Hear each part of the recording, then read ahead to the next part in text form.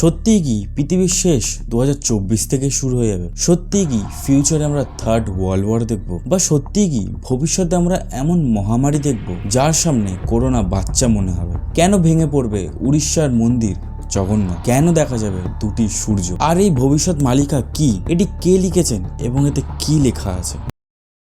এর শুরু প্রায় 600 বছর আগে উড়িষ্যার জগন্নাথ পুরীর ধাম থেকে হয়েছিল। 16ই শতাব্দী মাঘ শুক্লপক্ষের একাদশীতে সন্ত অচ্যুতানন্দ দাস জন্মগ্রহণ করেন। তিনি ছিলেন ভগবান জগন্নাথের ভক্ত এবং তিনি নিজের ক্রিয়া দ্বারা বিভিন্ন সিদ্ধি লাভ করেছিলেন। আর এই টাইমে অচ্যুতানন্দ দাস ও 4 ঋষিরা একসাথে মিলে এক গ্রন্থ রচনা করেন, যাকে আমরা ভবিষ্য মালিকা বলে থাকি। আর এই 5 ঋষিদের পঞ্চশাখা বলা হতো। এই পঞ্চশাখা নিজেদের সিদ্ধি ব্যবহার করে ভবিষ্য মালিকা রচনা করেন, যেটা ভূত, বর্তমান ও ভবিষ্যৎ এই 3টি বিষয়ে খুব ভালো ডিটেলসে লেখা আছে। এছাড়া ভবিষ্য মালিকার মতে কলিযুগের সময় 4,32,000 থেকে কমে 5,000 বছর হয়ে গেছে। আর এই কলিযুগের শুরু মহাভারত কাল মানে দ্বাপর যুগ শেষ হওয়ার পরেই শুরু হয়ে গেছিল।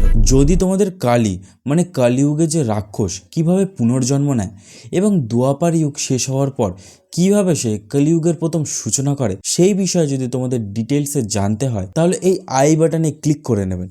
কিন্তু ভিডিওটি শেষ হওয়ার পর আমরা এবার সবার প্রথমে ভগবান জগন্নাথ মন্দিরের কথা বলিনি। ভগবান জগন্নাথের মন্দির খুবই মিস্ট্রিয়াস এবং এখানে এমন এমন জিনিস ঘটতে দেখা যায় যা পুরোপুরি যুক্তিহীন এবং আনএক্সপ্লেন। যেমন কোনো প্লেন বা কোনো পাখি এই মন্দিরের ওপর দিয়ে উড়ে যেতে পারে না। আর এই মন্দিরের ফ্ল্যাগ বা পতাকা সবসময় হাওয়ার উল্টো দিকে ফ্লো করতে দেখা যায়, যা এখনো সবার কাছে আনএক্সপ্লেন বিষয়। কিন্তু ভবিষ্য মালিকায় লেখা আছে যখন মন্দিরের একদম মাথায় কোনো চিল এসে বসবে, জোর হাওয়ার ফলে মন্দিরের চক্র ঘুরে যাবে, মন্দিরের পতাকায় আগুন জ্বলে উঠবে, এছাড়া মন্দিরের ভেতরে রক্তের ছিটে পাওয়া যাবে এবং যখন মন্দির থেকে পাথর খসে পড়বে তখন ভেবে নিও যে মহাপ্রলয়ের সময় এসে গেছে। আর তোমরা কি জানো এগুলো অলরেডি 2023-এই হয়ে গেছে। মন্দিরের ভেতরে রক্ত পাওয়া গেছে, মন্দিরের পতাকায় একবার নয় অনেকবার আগুন লেগেছে, এমনকি মন্দিরের ওপরে চিলকে বসতেও দেখা গেছে। তার মানে অল অফ দিস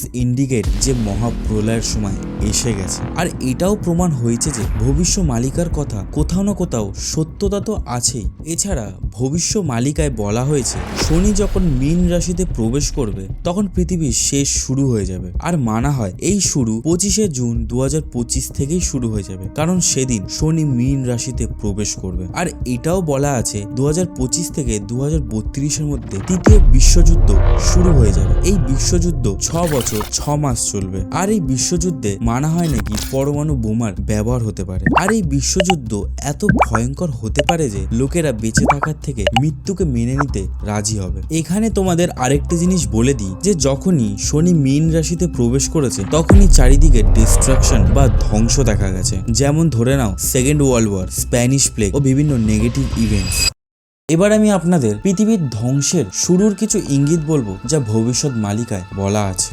যেমন অনেক ছোট বড় দেশে মাঝে মাঝেই ভূমিকম্প হতে দেখা যাবে, আবার কোথাও কোথাও সাইক্লোনের ঝড়ও দেখা যাবে। আর এই ঝড় স্বাভাবিক থেকে 3 গুণ ভয়ঙ্কর হবে, যার আওয়াজ শুনেই লোকে কেঁপে উঠবে। কোথাও বা বন্যার ফলে ঘরবাড়ি ডুবে যেতে দেখা যাবে, কোথাও বা আবার খরা দেখা যাবে, যার জন্য তারা জল না খেতে পেয়ে মারা পড়বে। আবহাওয়ার চক্র পুরোপুরি চেঞ্জ হয়ে যাবে, যার জন্য পৃথিবীতে গরম স্বাভাবিক থেকে অনেক বেশি বেড়ে যাবে। আর অনেকেরা এই গরম সহ্য না করতে পেরে সেখানেই মারা পড়বে। এছাড়া বড় জঙ্গলে দাবানল মানে আগুন জ্বলে উঠবে। এমনকি এটা এত বেশি পরিমাণে হতে দেখা যাবে যে চারিদিকে জঙ্গলে আগুন লাগার ঘটনা নর্মাল বলে মনে হবে। আকাশে দেখা যাবে দুটি সূর্য, মানে আকাশে সূর্যের সাথে সাথে সূর্যের মতো এক জিনিসও দেখতে পাওয়া যাবে। ভবিষ্য মালিকার মতে এটা উল্কাপিণ্ড বা ধূমকেতু হবে, যা ভারতের যুদ্ধ চলাকালীন তখন এই উল্কাপিণ্ড হিন্দ মহাসাগরে গিয়ে পড়বে, যার ফলে এক বড় সুনামি আসবে। আর এই সুনামির ফলে উড়িষ্যার 6 জেলা জলের তলায় ডুবে যাবে।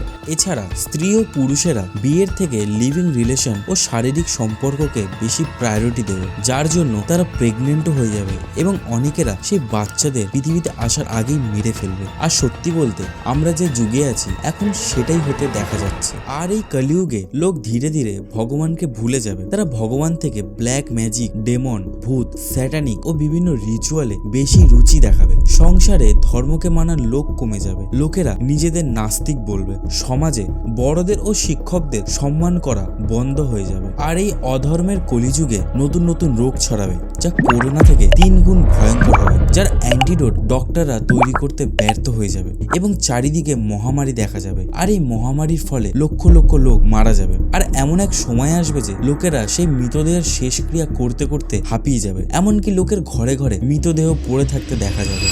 এছাড়া তোমরা কি জানো, ভবিষ্য মালিকার মতে পুরীর রাজা দেবরাজের পর কোনো ফিউচার কিং হবে না, কারণ তার একটাই মেয়ে সন্তান হবে। আর এই গ্রন্থে এটাও বলা হয়েছে যে ধ্বংস আর যুগের পরিবর্তন পুরীর রাজার মৃত্যুর আগেই শুরু হয়ে যাবে। আর তোমাদের বলে দিই যে এই ভবিষ্যতের বেসিসে আজকের দিনের পুরীর রাজা দেব সিং, যার বয়স 70 বছর, আর ওনার শুধুমাত্র একটাই মেয়ে আছে, যা ক্লিয়ারলি ইন্ডিকেট করছে যে যুগের পরিবর্তনের সময় এসে গেছে।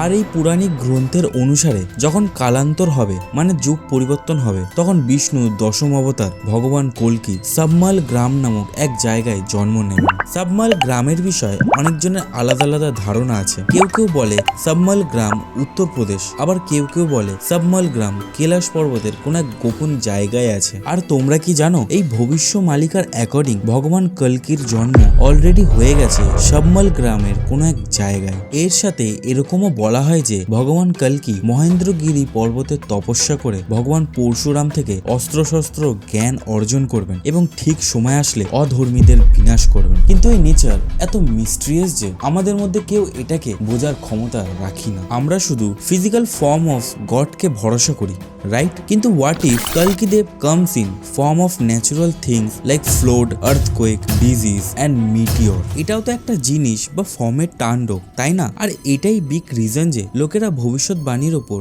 মজা ওড়ায়, কারণ ওরা ভাবে যে যেমন ভাবে বই লেখা আছে তেমনি ভবিষ্যতে ঘটবে। কিন্তু এটা ভুল। মোস্ট অফ দ্য টাইম এরকম হয় না। কিন্তু এই স্ক্রিপ্টেড ভবিষ্যৎবাণীর কোনো না কোনো মিনিং তো অবশ্যই আছে, যা আমাদের মতো সাধারণ লোকেরা কখনোই বুঝবো না।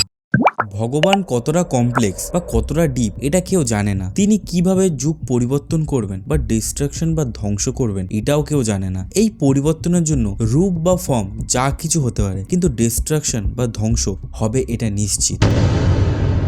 তো বন্ধুরা, আজকের ভিডিওটি এত দূরই। ভিডিওটি কেমন লাগলো কমেন্টে অবশ্যই জানাবেন। যদি ভিডিওটি ভালো লেগে থাকে তাহলে একটি লাইক করে দেবেন এবং তোমাদের বন্ধুদের সাথে অবশ্যই শেয়ার করুন। এবং এরকম আরো ভিডিও পেতে হলে চ্যানেলটিকে অবশ্যই সাবস্ক্রাইব করুন। এবং বন্ধুরা, আমরা ডেইলি রবিবার মিস্টিরিয়াস ও হন্টেড ভিডিও ছেড়ে থাকি, আর এই বৃহস্পতিবার বিভিন্ন এক্সপেরিমেন্টাল ভিডিও বা সাইন্টিফিক ভিডিও আপলোড করে থাকি। তো চ্যানেলটিকে অবশ্যই কিন্তু সাবস্ক্রাইব করবেন, কারণ অনেক নতুন নতুন কন্টেন্ট আপনাদের জন্য আনতে চলেছি। আবার দেখা হবে আরেকটি নতুন ভিডিওতে। ধন্যবাদ।